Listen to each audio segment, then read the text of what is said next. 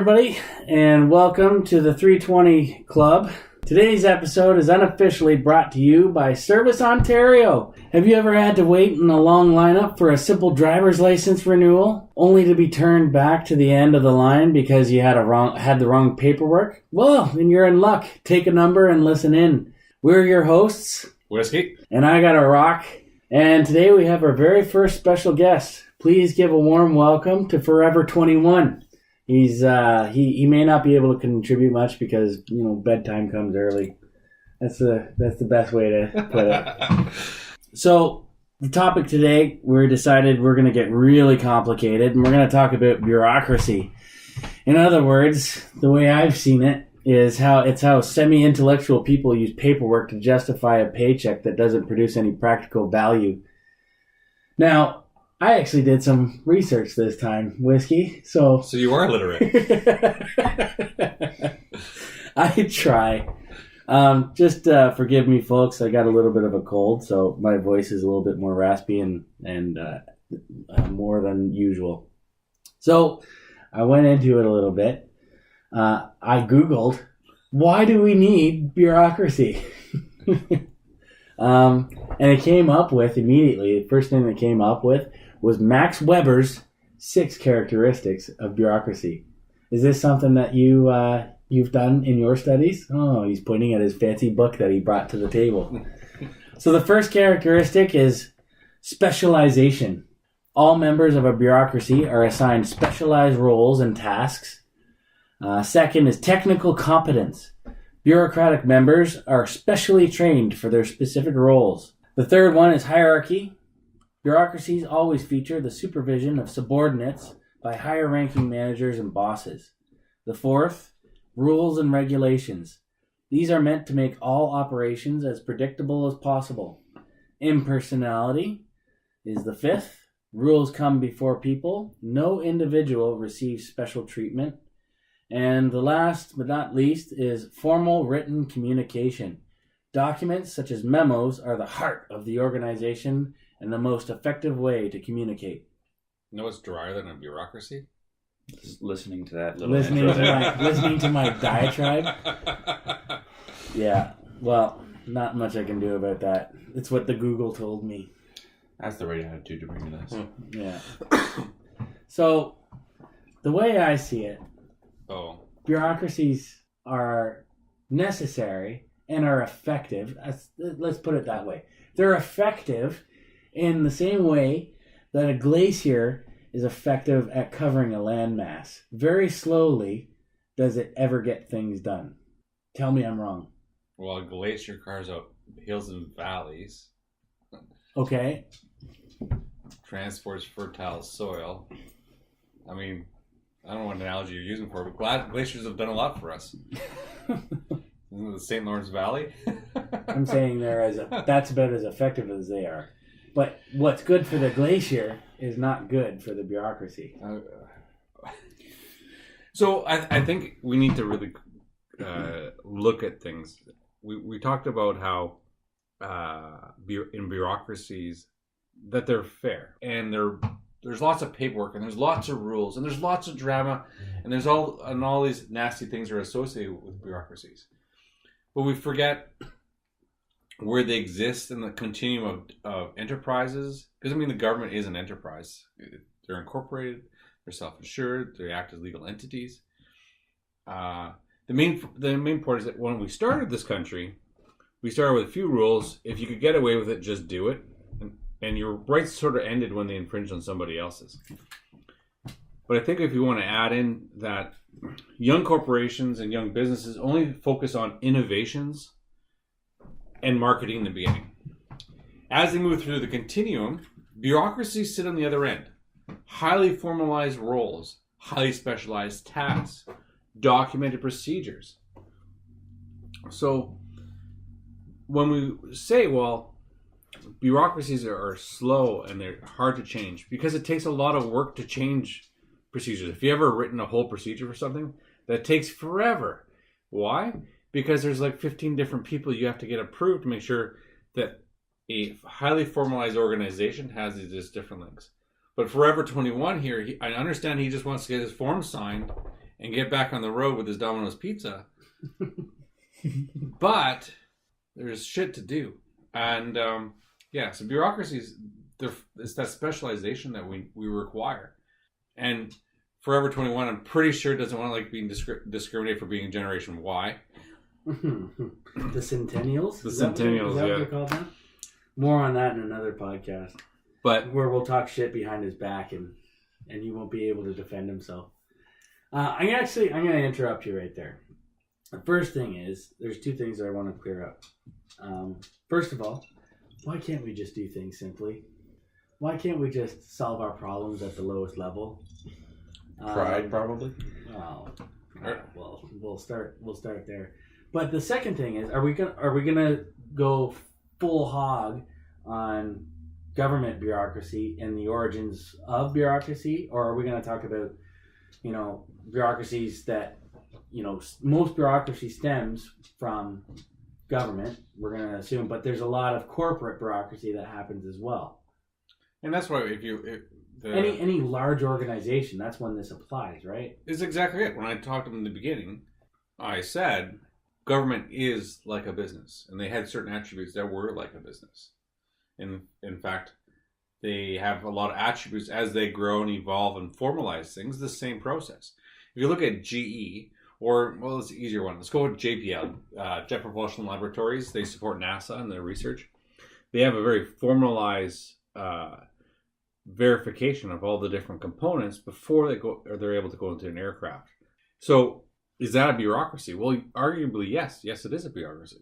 And everybody has a highly formalized role. There's a highly specialized process that allows a component to go on the aircraft and for them to achieve the mission. And unless there's the different layers in that bureaucracy coordinating the different parts. So you're making engines, I'm making wheels, you're making drive shafts.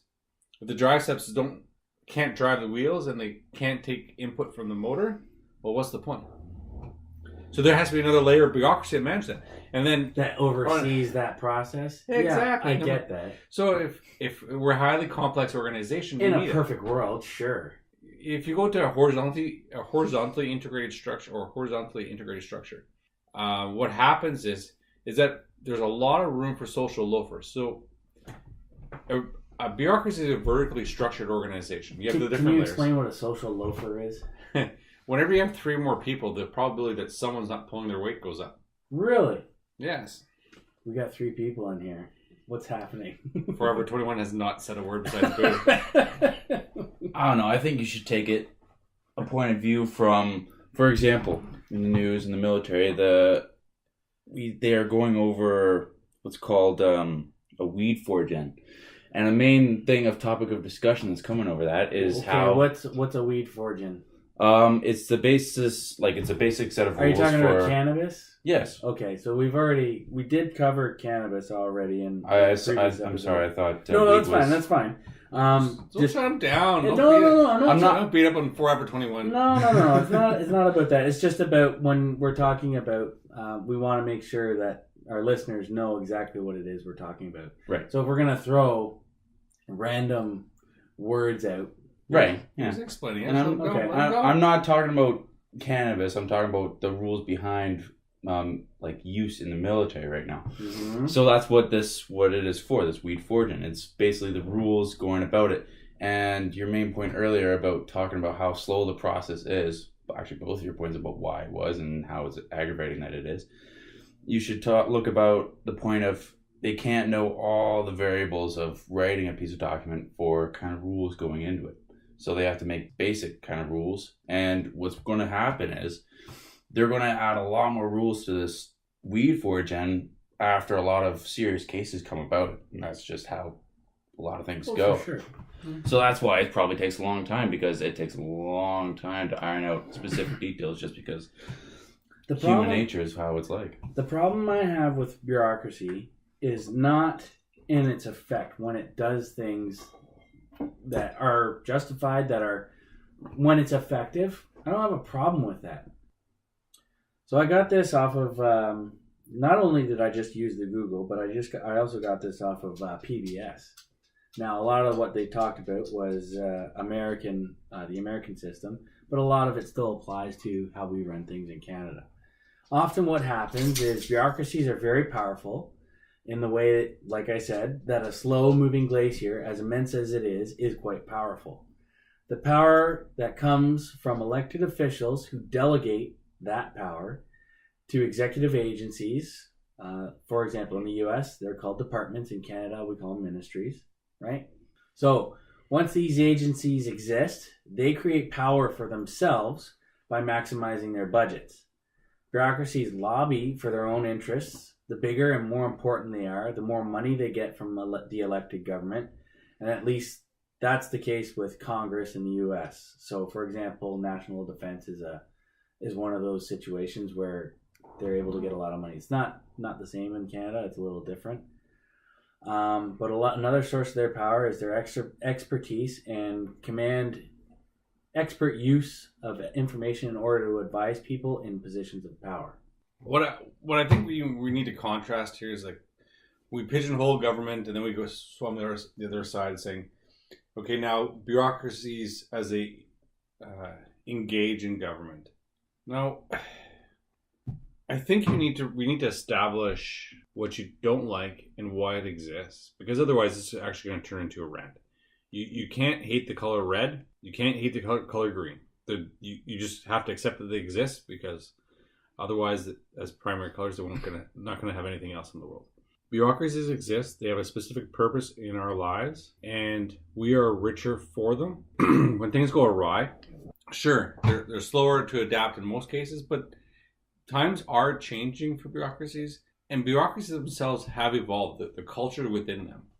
So we see, as Forever 21 probably talked about, his favorite beer is Corona. Oh. Well, you did call me Generation Y. I'm sorry. Oh my God. Anyways, you know what's really sad about so that? let's put the box on the table for a second. Good old Rocks is the one who got me hooked onto that, so that's his fault. I don't like it, but This if you're gonna tell me what my favorite beer is, I'm not gonna go with touristy swill.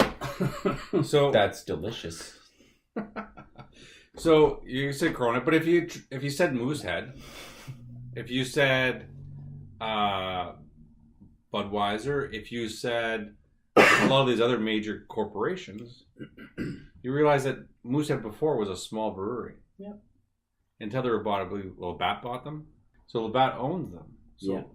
So why would they do? They already make Blue and they own everything else. Why would they buy Moosehead? They want to increase profits.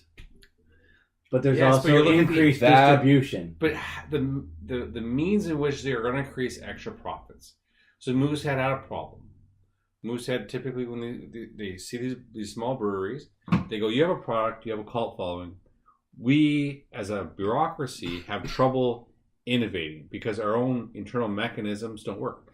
So they create offshoot organizations, or through acquisition or self-creation, in order to increase innovation.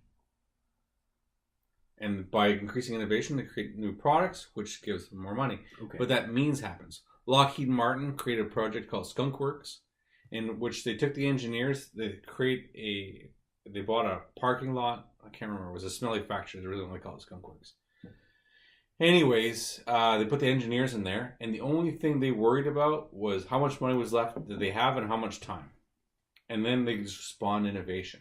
So bureaucracies have their place. They generate money. They're predictable. They move slow. They follow the rules the best they can. I mean, the air is human, right? And there's different layers of checks and balances. And then they offshoot and sponsor other innovation to enrich the lives for consumers. The problem is, and this is what, you got to have a ground view of this too, right? And there's a lot of situations that bureaucracies create that are miserable for people, right? Mm-hmm. And they don't like having to wait in lines, and they don't like having to go through what seems like needless checks and balances and red tape just to get something that would be conceived of as very simple done. I would argue that most of the time, if there's a check and balance there, it costs the company money. So the more checks and balances are required, the more money it's going to cost the company. And the company does not like losing money. Okay. Now we're talking about in a company context. Actually, in the argument, if you look at government, whenever you're filling out any type of template, there's a business case associated with it. Really? Yes. Well, what would a business case for that be in a corporate sense? In a corporate sense. So let's say you had two people at the counter. You took the form, you went from one person, and you walked over to the next person. Why is the second one required? Why is the second check required? Why wouldn't you do the better way of wording the form? So you're going to look at ways to try and reduce cost. If whenever I work, I always have a saying, I try and only touch things once. So if I have to move it here, to move it to the floor, to move it to the car, I said, well, why don't I just walk it all to the car as soon as I can? This way there's less stopping, picking it up. Less steps. Yes, and time is money in corporations. Right. In government, when you're trying to do business processes and trying to justify things, it does exist in government. But it's not the value of time is money is not the same, right? I agree, yes and no, because there's government people that are typically salaried. And there's lots of different programs in government right now to try and spawn innovation, improve ideas, improve that delivery, getting them to the front lines as fast as possible. What I was going to say when you mentioned bureaucracies spawn creativity, not just, you have to take a look at both positive, as in they encourage it, and from the negative points of view, from coming from lower points of the hierarchy where guys think they can do it better. But a lot of times they can't start up on their own, so that's where they get a lot more profits. Was from guys starting on their own, but they have to do it under the wing of the big bureaucracy. Yeah, and that's why I talk about Moose. I'm glad you were able to read that out of the textbook. That was actually my own opinion. That's his own. You're always so judgmental. I can read Dilbert comics too. I got a whole slew of them on my laptop. I actually don't know what it says yet. But no, I get that. I understand very basically that when you're dealing with a structure, you have to have people that maintain the structure, and you also have to have people that update the structure. And you're balancing the difference between people who are very orderly and very good at maintaining structure and people who are very creative and are able to bring new ideas and bring new things into the structure. So that brings up a very good point. So when we look at government, we always let's downsize the number of people in government because they only do a job. How hard is it to plug the ticket and to go over and go through the different processes? It's as hard as the government makes it. Or hard as the organization makes it. Yeah, but they're legally bound to do certain checks and balances. If you say, let's not do different checks and balances, and then, someone doesn't couple the car properly and the train rolls down the tracks and it blows up a town called Lac-Mégantic. I mean, the point is that if you constrain a government or constrain a bureaucracy to the point where it no longer has the fat along the edges, it can no longer has the extra fat to do the extra work to refine the processes because they're too busy trying to do the first primary job. The secondary job is to go over policy and vet them. But if the fat's not there for them to do that extra work, it can never survive. Or it'll always look like it's dysfunctional because it doesn't have the extra resources to improve their processes. So what you're talking about is sort of like how to control bureaucracies, right? In a roundabout way. Well, there's different decision-making models, and they can exist or not exist in all bureaucracies. The way that I understand it, there's two different ways to try and control bureaucracy, right? The one, and this is obviously very rudimentary knowledge, but there are those controls that seek to limit the discretion of bureaucrats. Those are easier and more common. It's like they call them before the fact controls and after the fact controls. Have you heard of this? No, I haven't. Well, this is from PBS, so credits to them for giving me something that you didn't know. It is PBS. So before the fact controls, attempts to limit bureaucrats' discretion through the way that the bureaucracy itself is set up. Careful drafting of legislation. It's basically careful drafting of legislation that creates bureaucracy itself. It's all procedural shit that goes into it. So it's just making sure that we've considered every factor before we start providing funding to some organization or entity to make sure that they do have limits on their power, right? So in Canada we have similar controls. So if you don't follow Treasury Board guidelines, there's a matrix that they go by. So if you a gross negligence or a gross violation of the rules, include withholding funding up to reorganization of whatever department that it is. And that's called after the fact controls, and that's oversight, hearings. But the problem is like when you get into things like hearings, you see it in Congress all the time in the U.S., where you have a panel of old white men, and now more so you see women, congresswomen, and watch the Kavanaugh affair. There's women on that panel. That's true too. Damn straight, there better be. But you see these very well experienced people in a half circle table grilling somebody who's sitting in. I guess a better example is when they did it to Tony Stark in Iron Man 2. But you know what I'm getting at, right? You heard it. Forever 21 just chastise rocks. No, you didn't do shit. I said the problem is the more hearings can be very sexy when there's like a very controversial topic that's happening, but the more hearings you have, the less interest from the public, less interest it holds from the public. Yeah, but I mean, we're just talking about government controls, but you just laid on a layer of bureaucracy to ensure bureaucracies work, and that's in fact. No, I'm saying that's how it actually works right now, but I'm saying it's not as effective as it could be because there's a lot of red tape, there's a lot of nonsense that we have to go through. I think you're pointing out a wrong problem with bureaucracy. I think a bigger problem you should be looking at is the relationship between a massive bureaucracy and a small business, and how a small business has a really tough time to compete with giant bureaucracies. So I agree. And small businesses, when they're starting out, like I mentioned earlier, they focus on two things: innovation and marketing. So where is that oversight and compliance? Well, that's a bureaucracy layer. So they're not equipped to do it. That's why they're ideally to get poached, subsidized by another organization that can look after that and has that expertise for them. Well, is there also like any safeguards that protect them from keeping their creative control over their own product? Because I know a lot of times when they get taken over, a lot of their innovation gets stripped away from a lot of people who want to give their own input, and usually their input from the larger parent of that relationship will, have trump. Is there any things that go against that, or is that just another flaw? Well, it comes down to how you legally protect your intellectual property. So if we look at Nortel and the infiltration by hackers to steal a lot of their intellectual property, if you look at what's another example? I don't have another example of that. But anyways, the theft of intellectual property is huge and is a problem.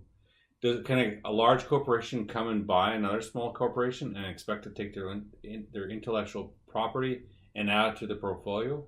I would argue they're buying that company for that intellectual property on purpose because it complements something you already own. In some ways, it's also a legal maneuver. A large corporation will buy a smaller organization just to avoid a lawsuit. So right there, I already see a problem with small businesses. If your prior point was that they aren't equipped to handle kind of litigation, then aren't bureaucracies already have an advantage of getting what they want instead of making a fair deal? Well, we're talking about something different. No, I don't think so. I think, yes, the advantage of bureaucracy is that they're highly technical, highly skilled, and they have a very methodical way of going about their business. And as a formalized structure, yes. If you're looking at a small business, they're horizontal structures. And everybody works in their small little team. There's lucky if there's one boss, and the boss might even be in that section that's innovating, or might be in that section that's marketing, and they might be doing all of it. Are they well equipped to do it? Well, no, that's the danger of a startup. That is risk. So if you don't want to get bought up, well, if you sell stock and if you sell over 50% of your stock and controlling interest in your company, just so you can finance your new innovation, well, that's a risk you took. Okay, you could potentially wait another year. You could look for another investor. You could have floated a bond instead of share. There's a whole bunch of different business practices that are tied to that. So does bureaucracies have advantage over small businesses? Yes. But do small businesses have advantage over large corporations? Also yes, because that small business can pick up and move often, or it has the ability to turn over innovation much faster. It doesn't have to worry about all the checks and balances. It can do trial and error much faster. It doesn't necessarily have to go for the same justification level for every process it has. Because, again, bureaucracies are highly formalized. Small business, young startups are not. At what point does a bureaucracy actually become necessary? Like, we talk about size and growth, but like, what's the criteria for it? Like, when decision making becomes too complicated and you don't have enough information? Usually comes down to the size of the company. So if you have a small number of people, it's easy for us to organize. For example, at this table, we're going to cook supper. It's easy for me to look you in the eye and say, okay, you're working on that piece. I'm going to work on the roast. He's going to set the table and make the salad. It's fairly easy because we're in close proximity. Once you get larger, the requirement for formalization is higher because you have greater responsibility. When we talk about social loafing, well, we hired an employee because we're not doing it ourselves. You're not a stakeholder anymore. So you hire employees, they're going to have certain expectations. The problem is when the employee doesn't meet your expectations. What do you do about it? Well, you need to formalize what we expect of you. We need to write down what you do for us. If we don't, some people just completely take advantage of it. Mm-hmm. And that's fine-ish, I guess. But there's a point we need to rein them in. And how do you rein them in? Are you just going to tell them verbally? Well, in some cases, no. When we're debating terms of your contract, well, we need to write down what they're going to do. This is where I would turn it around and say it's at that point where I think bureaucracies in particular have the potential to create problems. Because what happens is they are given a mandate, and when that mandate is fulfilled, or there's no longer a requirement to fulfill that mandate, they create a necessity for their existence by saying, by telling an executive branch or whatever, by telling them, if you get rid of us, you will no longer be able to fulfill this critical mandate. And they'll wordsmith it in a way that makes it sound like, it's absolutely essential for this organization, this branch to be in place, when it may not be. That's what happens when bureaucracies go too far. Right? I don't know how to address it. Like I said earlier. You know what I talked about earlier when I said what happens when people use paperwork to justify their existence? It's along the same line. I know, but we kind of talked about it already. When I said that, how if a process does not generate value for the bureaucracy, it'll cease to exist. Probably the most basic, kind of interesting example is how Google Plus was hacked. Okay, that was very recent. Now, if we look at a business decision, that it wasn't performing very well. Large company, bureaucratic organization, lots of rules, said, okay, to clean this up is going to cost us a lot of money. You're not generating enough revenue. Therefore, you're now terminated. They just got rid of it. People are affected, probably reassigned, but Google Plus is gone. Right. So you're saying if people or bureaucratic organizations have wings that generate unnecessary paperwork and do not necessarily exist for a particular reason, maybe not an apparent reason. Maybe it's there like the token weed store in a dry town. Or maybe it's the post office when no one's selling postage stamp anymore. But they have a government-directed mandate to fill an obligation. Never underestimate the power of an elected official because they are the voice of the people. If we are looking to serve our community with certain services, and those services are mandated by government, it's there. People may or may not use it, but they have a requirement to serve that area, and they serve it. So don't hate the player, hate the game. So if the people don't want it, then don't vote for someone who says they're going to put it in. No, what you're talking about is if an organization outlasts its mandate, or if it's not fulfilling its purpose, then yeah, in a business sense, it'll get terminated, like you said with Google Plus. And yes, Canada Post door-to-door delivery. Well, that's not happening anymore. Or no, we demand. What's going on with that? Are they bringing that back? It wasn't happening for a while. They're still calling back to the mailboxes. That's still happening. All the new communities that have walk-up mailboxes. But if you had it before, then they're going to keep it. That's what I recall anyway. What I understand about Canada Post in particular is that they're short-staffed, and possibly, according to them, I don't know what the deal is, but it sounds like they're short-staffed, and that's why they strike a lot. Well, I think there's a little more complexity too when you got the union. You have two separate unions. They have a letter carrier union, and then they have a door-to-door. So they have the letter carriers that go door-to-door. Then they have the country ones that drive around to the different mailboxes in the country. Mm. And some people say the ones that drive around work twice as hard as the ones that actually do the door-to-door carrying. I don't know, but there's some interesting facts here. So we have a bureaucracy that is looking at the cost of services to service a large area. It's easier for them to drop the mail off at a certain a centralized location. Exactly. Yeah, and I agree with that. And so they're trying to evolve this bureaucracy, but the people are fucking getting in the way. And people don't like it. And that's okay. Yeah, that's okay. I mean, that's their right as people. But I also think that there's a lot of fucking lazy fat asses out there who aren't willing to walk 100 meters down to their local centralized box to pick up their mail. I go and do that all the time. I don't have a problem with it. Get out and walk. You're a hater. Sounds like an elitist too. I'm an elitist. If I get off my ass and walk down the street to go and pick up mail, how am I an elitist? Providing you have two functional legs and it doesn't cause you. I'm actually in favor of the post.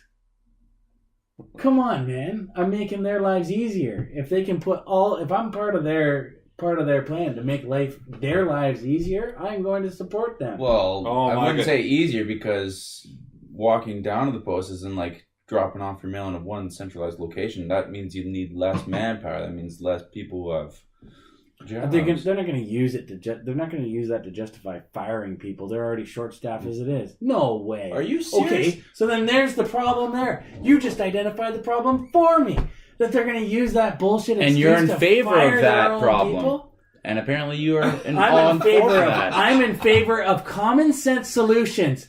If they're going to use that to fire their own people, if they're going to use a common sense solution to get rid of their own people, then that's the problem with the bureaucracy. Well, any kind of system would have to do that. Why? Because they can't justify hiring 50 guys when it takes maybe 2 guys to drop off mail at one location. Find any system that won't make that decision. Go talk to a post person and ask how many people they actually have that are working in their area. It was an example. It wasn't exactly an exact number of how many guys are working running there. around sweaty as balls. You know why they I think you avoided the point there. And but I think you're missing the point a bit. So when you bought your house, you bought it knowing that there's a certain delivery service that you rely on in that area. Then Canada Post want to change the service through there. So I understand why a person would revolt against that. Why? If you can't walk. You look at the average age of people that own houses are above 60. Okay. Forever 21 here is not the type of guy buying houses. Okay. It's everybody else that's older, and the people people that are actually driving the housing market now are seniors. They're looking to downsize. So then let's just create more bureaucracy for them. We'll put a form in the mail for them where we say, in order to qualify for door service, you have to fill out this form, and then we will provide direct to door service for your postal needs. We're just going to create more bureaucracy to solve that problem. You're like the king of random right now. What's going on with No. you? Come on, man. Where is this form going to go? You've seen one problem and you realize that even though it is a problem, that's how it is, and you're just going to be miserable about it instead of thinking of a genuine solution to the actual problem. So the point is that yes, I agree with them phasing out door-to-door delivery. So all new communities should have community mailboxes. That's fine. So do you agree with them firing people and letting people go in order to achieve that end? If the people, well, you just said you hate when bureaucracies are bloated, and then we give you an option saying we're going to scale our mandate and our targets to suit. To suit our objectives. So we're going to, if we have to streamline people, then we're going to streamline people. But in this situation, the bureaucracy is not bloated. But if I do community mailboxes, instead of having one person do a whole community, I have one guy that does 3 communities at once, because he can go every hour, he can go to a new mailbox. Yeah, and I'm all for that. But if the bureaucracy is not bloated, how can they justify getting rid of those people? Because they don't need them. What other justification do you need? The justification is that they don't have the people. The justification is that they have too many people, and I already said that they don't have enough people. In all regions for the system Canada. They have now. In all regions, all across Canada? And they don't even have enough people for the system that they're looking to implement. Well, I don't know what they're looking to implement, but they don't have enough people to support the system they have now. The system we're talking about doesn't need as many people as they do have. Okay, I think we're getting a little bit of miscommunication, and I thought I was very clear in explaining my point. Okay, Ross is turning red. Just for the record, I'm getting a little fired up. It's his Irish heritage. Irish heritage, whatever. Go away. Fuck off. No, the way I understood it. He spells whiskey with an E. No, I don't spell whiskey with an E. I spell it with a Y. That's Scottish. Dick. You're gonna criticize my grammar as well as my lack of understanding? How dare you? All right, the way I understand it. And I thought the Generation Y were the hot-headed ones. No. I get very passionate about this stuff because I'm looking at it for the common guy. How so? You just told me you're in favor of bloating bureaucracies. No, I'm not in favor of bloated bureaucracies. I'm not. We're talking about a very specific situation. Yes, like the Canada Postal Service. Okay, so you're getting very hot and bothered. Because I feel like I'm not being understood. Here's the better question. Instead of firing the people that they won't need once they implement a system where they're dropping off mail at one centralized location, what would you do to those guys? That's what will happen. No, you're jumping to an automatic conclusion. You're going to fire people that we don't need, that we don't have now. For the system we have now. So who are we going to fire? Okay, so... Come on. Do you understand what I'm trying to say? I do understand what you're saying. And I think I understand what you're saying. So I think the key point is I understand if you have an organization that doesn't have the manpower to fulfill its mandate, we should not cut people. Got it. Check. So we went from a hypothetical situation, okay, into a specific example with probably about 25% of the facts on the table. Yeah, absolutely. Okay, at the most. I'm fighting for hypothetical people that may or may not exist. So you could, because we only have 25% of the information on the table here. Yeah. None of these sides will ever win. Okay, it's understandable. And we could take it out, go out behind the dumpster and fight it out. So realize we only have 25% of the information, and whatever conclusion we come to, it'll be wrong. Okay. The point is that if you create innovation within that's another piece, is that neoclassical growth theory states that if you have fixed manpower and fixed resources, the only way you can increase productivity is to innovate. So as Forever 21 was saying, that by changing their processes, by innovating, they're going to be able to create throughput for the organization, help out the common man by getting better mail services, and maybe not working so hard. Yes. So there's a lot more systems at play here in your Canada Post example. Yes. The point is, and then we go down to bureaucracies do play a role in what we do, but they have a very specific role and specific function, and they're highly formalized. If you're trying to compare that to a simple organization, the analogy won't fit. Yeah, I get that. So if you're angry at the DMV... As long as you bring the right paperwork, you got no reason to be angry. If you're at the DMV, read the goddamn paper. Because they are highly formalized. And it's in their best interest to write everything you need down. Yeah. And hopefully one day the information booth in the lobby will be filled and you'll be able to ask the question before you get in the wrong line. Okay. That is a long walk for a short drink of water. Do you know where I was going though with... Let's try and make the case for why bureaucracy can be bad.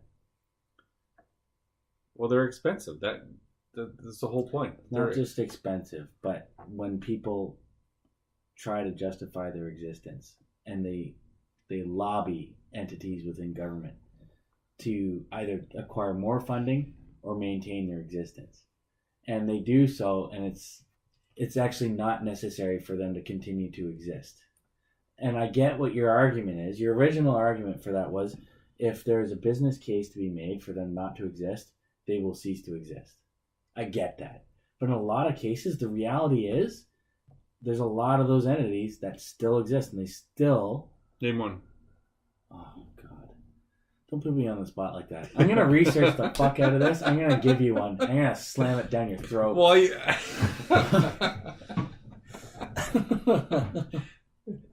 I think the main problem we should have been looking at is what is a bureaucracy's priority? The people beneath them, like from their higher ups, the people beneath them, or how much money they're making? Well, that's a more complicated one because simple bureaucracy is going to have it's a company. It's got board of directors, shareholders, and the shareholders all can decide how the companies have influence. They are required to comply with regulations. But people are a resource. So if you abuse your resources, you're not going to get the output that you want. And that's intertwined in those complex systems. It's not, this is their priorities, because it's in their mandate. If no one typically says, it's in our mandate to abuse people, what kind of mission statement is that? Well, usually they wouldn't come right out and say that. They would dress it up with fancier words that people don't usually understand. And well, literacy is still an important skill, like I mentioned earlier. That's come on, man. But I mentioned that as well. Yeah, but any organization can extort people. I mean, we talk, and there's inside of bureaucracy there could be multiple divisions and sections, and they might be at an outpost in the middle of Antarctica for whatever reason. And abuse happens there. Is it the corporation, or is there some sort of dysfunction in management? Now, I would argue that if a CEO is improper, they're not going to last too long. And it only takes really one bad case for them to cease to be employable. Their whole career is riding on that thing, on their reputation. So Chip Wilson and Lululemon is an example. He made some really bad comments and offended certain women, and he went out and said that certain women should not wear their product, for better or worse. And he was, after a second comment, I can't remember what the second comment was, he was promptly, the board of directors promptly showed him the door. Mm-hmm. His replacement fell in the similar footsteps and also got shown the door. They're on track now from my last I heard, but the point is that if you abuse your employees, you make off comments, the public perception of that company will affect sales. And if your sales are affected, the board of directors no longer likes you, and the board of directors no longer likes you, properly shown the door. So it's all tying in those systems. There are checks and balances there, and the people have a voice because the people are shareholders. By and large, they don't really care all that much. They'd rather leave it to the representative to deal with it. You're a hater. Well, is it true or not? It's yes and no. If you care, you're going to get involved. If you don't care, you're not going to get involved. Well, that's another voting option. It's not that I don't care. It's that it's too big for me. It's bigger than I am. It's too complex, and it's very difficult to understand. And that's what bureaucrats are good at. They're experts. Keeping people in that. They're experts in the fields that they work and operate in, and they're able to keep common people in the dark while still justifying their existence. Is this the point where I say checkmate? Yeah, we're beyond the checkmate phase. We're lost in a holding pattern. So no.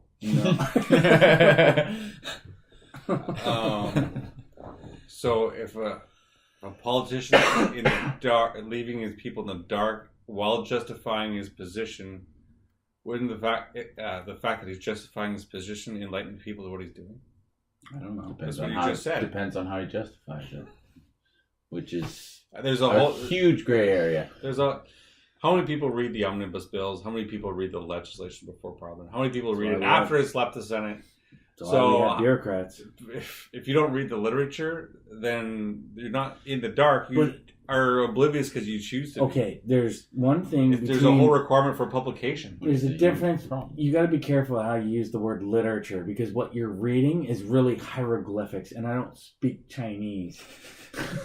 Okay. The official languages of this country are English and French. Yes, but the language that they use in those documents is not exactly the same kind of Queen's English that you and I are speaking. Well, it came off the Queen's Press, but you know what I'm saying? I got it. I got it. And it's a language of elitism. And I think that attitude right there is why it's hard to read, because you refuse to actually learn how they speak. No, you know what? So I agree with both of you. Some of the stuff is crafted in a certain way in order to do things.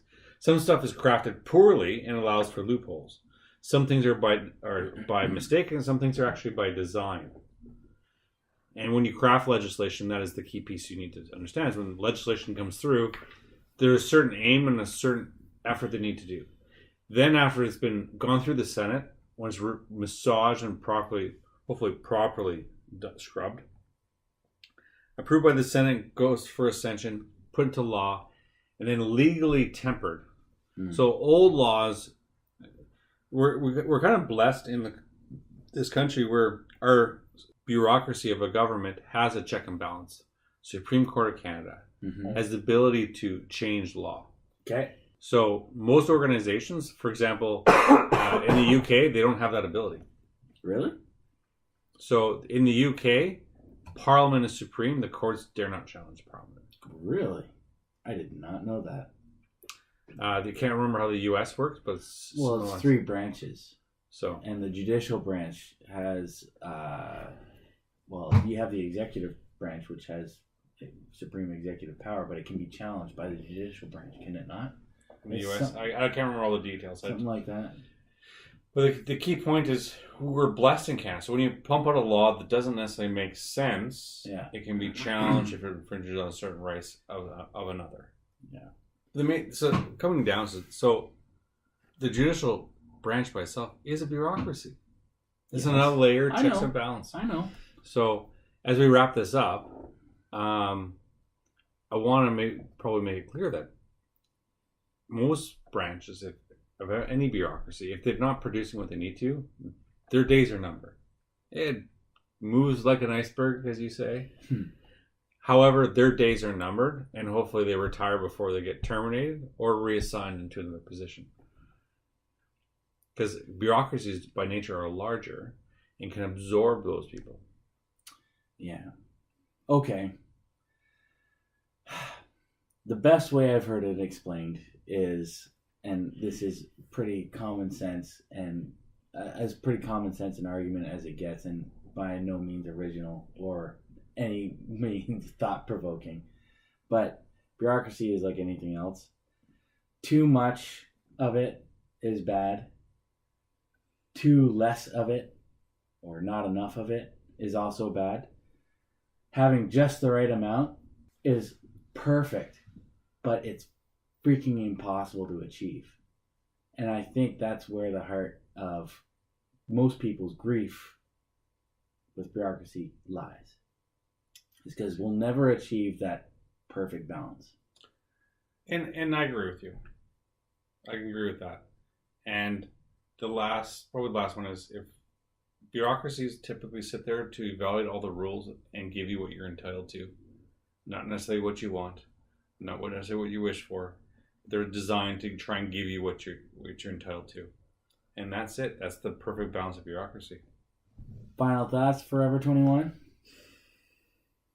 No, not really. You guys kind of covered it. They're really good. Go Leafs go. Go Leafs go right there. We'll be careful. We just skewed a whole section of our audience. Well, and on that note, I think it's a good place to end it. Thanks for listening. I've been Rox. I've been Whiskey. Regrettably, Forever 21. Thanks for tuning in. Have a good weekend.